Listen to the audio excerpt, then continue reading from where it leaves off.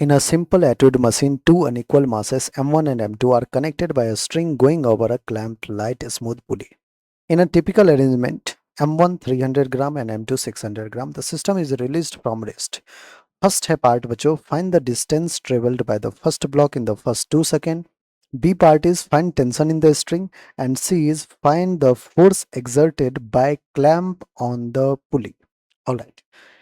One by one upon her part को देख लेंगे बच्चों। सबसे पहले आप ध्यान से देखिए, कह रहा है कि इज रिलीज्ड फ्रॉम रेस्ट। इस सिस्टम को जब आप रेस्ट से छोड़ोगे बच्चों, तो M2 जो कि 600 ग्राम है, उसको नीचे की तरफ ग्रेविटेशनल फोर्स M2G एक्ट करेगा। क्या उसमें एक टेंशन T रहेगा बच्चों? टेंशन जो स्ट्रिंग है हमारा वो मासलेस है, और यहाँ से यहाँ तक सेम स्ट्रिंग पास कर रहा है इस पुली के ऊपर से। तो अगर टेंशन यहाँ T तो टेंशन यहाँ भी T, तो टेंशन यहाँ भी T तो टेंशन यहाँ भी T। हर एक पॉइंट पे जो है दोनों डायरेक्शन में टेंशन होता है बच्चों स्ट्रिंग के, और इक्वल होगा क्योंकि मासलेस इनएक्सटेंसिबल स्ट्रिंग है। क्या M1 पे एक M1G फोर्स नीचे भी लग रहा होगा, ग्रेविटेशनल अट्रैक्शन? बिल्कुल। तो बच्चों कुल मिला के कुछ ऐसा फोर्स लग रहा है। लेट्स से M2 का एक्सेलरेशन a डाउनवर्ड है, तो बच्चों M1 का a एक्सेलरेशन अपवर्ड होना पड़ेगा।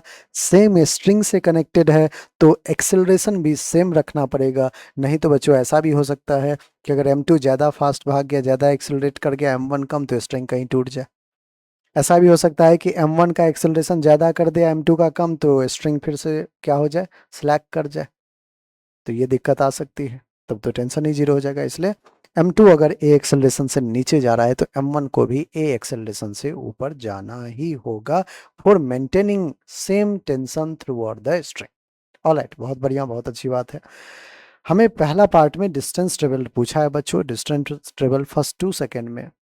पहले हमें क्या करना है, फ्री बॉडी डायग्राम दोनों मास का बना लेना है, डायनामिक्स के इक्वेशन लिख लेने हैं, जो भी वैल्यूज कैलकुलेट होगा वो हम करके फिर पार्ट A B C सबको सॉल्व कर देंगे। ऑलराइट बच्चों, तो ये सबसे पहले शुरू करते हैं M1 का फ्री बॉडी डायग्राम। M1G नीचे, टेंशन T ऊपर, एक्सेलरेशन A ऊपर। बच्चों अगर एक्सेलरेशन ऊपर है तो नेट फोर्स का डायरेक्शन ऊपर ही होगा, तो ऊपर वाले टेंशन को प्लस लेना है, माइनस का M1G which is equals to mass M1 into acceleration A। कैसे लिख रहे हैं बच्चों? न्यूटन के सेकेंड लॉ को याद कीजिए, F net is mass into acceleration. Alright, यही चीजें यूज करेंगे। नेक्स्ट एक इक्वेशन बन के तैयार। दूसरा इक्वेशन M2 ब्लॉक के लिए। अगेन बच्चों M2 पे M2G नीचे, टेंशन सेम स्ट्रिंग में सेम टेंशन, टेंशन T ऊपर, लेकिन एक्सेलरेशन A नीचे। तो इस बार जो डायनामिक्स का इक्वेशन बनेगा वो बनेगा नीचे वाले force plus that is M2G plus minus का अपोजिट डायरेक्शन में tension T which is equals to mass M2A acceleration. दो इक्वेशन बन के तैयार है बच्चों। इसको इक्वेशन 1 कहिए, इसको इक्वेशन 2। मैं कहता हूं कि दोनों इक्वेशन को आप ऐड कर लीजिए। Adding equation 1 and 2। चलिए बच्चों, ऐड किया तो प्लस टेंशन माइनस टेंशन गायब हो गया। हमारे पास है क्या, M2G minus M1G which is equals to M1A plus M2A। A को कॉमन लेके मैंने लिख दिया M1 plus M2 into acceleration. सो बच्चों यहाँ से एक्सेलरेशन ए की वैल्यू हमें पता चल चुका है। जी जी कॉमन है एलएचएस में भी, तो जी को कॉमन ले लीजिए, M2 minus M1 upon M1 plus M2। ये आया एक्सप्रेशन। चलिए वैल्यू पुट करते हैं। जी की वैल्यू 9.8 ले लेते हैं। M2 कितना है, 600 ग्राम, माइनस M1 कितना है बच्चों, 300 ग्राम। अभी बच्चों जल्दबाजी में ग्राम को केजी मत बनाइए, रुक जाइए। नीचे क्या है, M1 plus M2, 600 plus 300 that is 900 gram. Again बच्चों ऊपर भी ग्राम नीचे भी ग्राम, एक दूसरे को कैंसिल आउट कर दिया। ऊपर कितना है, 300 इंटू 9.8 डिवाइडेड बाय 900। बच्चों कुछ कैंसिल आउट हो रहा है, 0 0 0 0, 3 1 जा 3 3 जा, पॉइंट हटा दिया तो एक और 10 आ गया। 2 से 15, 2 से 49। सो बच्चों एक्सेलरेशन की जो वैल्यू है, एक्सेलरेशन की जो वैल्यू है बच्चों, वो आ जाएगा 49/15। ए बच्चों 49/15 एक्सेलरेशन आ गया है, जो कि हमारा आ जाएगा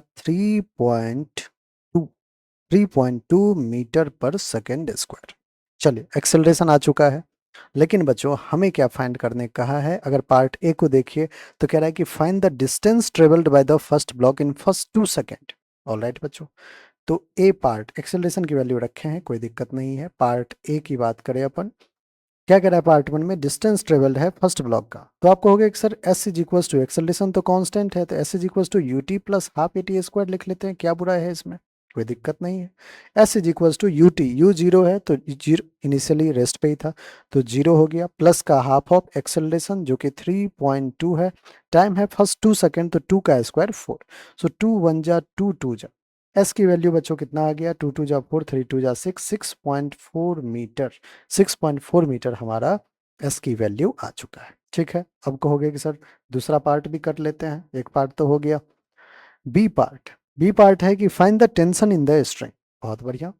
एक्सेलरेशन बच्चों हमें पता है, टेंशन फाइंड करना बहुत बड़ी बात नहीं है, फर्स्ट इक्वेशन को पकड़ लीजिए, सेकंड इक्वेशन को पकड़ लीजिए, किसी भी इक्वेशन से आपको टेंशन की वैल्यू आ जाएगी। मैं फर्स्ट इक्वेशन यूज कर रहा हूं बच्चों, from equation one, first equation use कर रहा हूं मैं, T minus M one G is equals to M one into ए।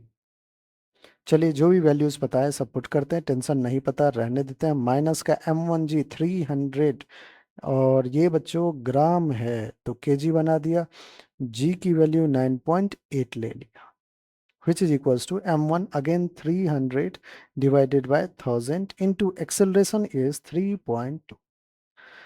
कुछ कैंसिल आउट होता हो रहा है वहीं पे कर देते हैं, t इज इक्वल्स टू, देखिए बच्चों दो जीरो ने दो जीरो कैंसिल किया, दो जीरो ने दो जीरो कैंसिल किया, सारे वैल्यूज को आरएचएस में लेके जाते हैं, 3/10 इंटू 3.2 प्लस का 3 इंटू 9.8 डिवाइडेड बाय 10। सॉल्व किया जाए बच्चों, tension t is equals to 3 2 जा 6, 3 3 जा 9, 9.6 बाय 10 प्लस का 8 3 जा 24, 9 3 जा 27, 27 प्लस 2 29.4 डिवाइडेड बाय 10। बच्चों ऐड कर लेते हैं अपन, और 6 और 4 तो 10 हो गया, 29 प्लस 9 दैट इज 38, और 38 में प्लस 1 भी तो करना होगा, 39, 39/10। बच्चों कितना टेंशन आ गया, आप कहोगे सर टेंशन आ गया 3.9 न्यूटन। लीजिए बी पार्ट भी तैयार है। सी पार्ट क्या कह रहा है बच्चों, एक बार आइए सी की भी बात कर ले। सी पार्ट में कह रहा है कि find the force exerted by the clamp on the पुली। अब बच्चों ध्यान समझिएगा, ये जो पुली है हमारा, इसको ऐसे करके एक क्लैंप जो है वो ऐसे करके होल्ड किया हुआ है, और इस पुली को दोनों तरफ से जो स्ट्रिंग कनेक्टेड है वो टेंशन टी से खींच रहा है। अगर हमारा पुली बच्चों रेस्ट में है, इसका मतलब इतना ही टेंशन जो होगा वो क्लैंप भी प्रोवाइड कर रहा हो, इतना ही फोर्स क्लैंप लगा रहा होगा पुली पे, क्योंकि पुली तो जो है रेस्ट में है, तो जो ऊपर क्लैंप लगा हुआ है वो भी तो एक फोर्स ऊपर लगा रहा होगा। Let's say tension in clamp ना कह के आप फोर्स लिख दे, क्योंकि यहाँ पे कहा है फोर्स क्लैंप का, जो फोर्स होगा बच्चों वो tension plus tension two tension के इक्वल होगा, इक्विलिब्रियम कंडीशन मेंटेन कर रहा है। So F will be 2 into T, T की वैल्यू 3.9 है, 9 2 जा 18, 8 1, 3 2 जा 6, 6 प्लस 1 7, 7.8 न्यूटन का फोर्स जो है वो क्लैंप पे, जो क्लैंप जो है वो पुली को लगा रहा है मेंटेन करने के लिए। ऑलराइट बच्चों, इक्विलिब्रियम मेंटेन करने के लिए आई होप हर एक स्टेप ए बी सी हर एक पार्ट आपको अच्छे से समझ में आ गया है, अच्छे से प्रिपेयर हो गया है। ठीक है बच्चों, तो अगर आपने अभी तक चैनल सब्सक्राइब नहीं किया है, बराबर चैनल सब्सक्राइब कर ले, और पसंद आ रहा है तो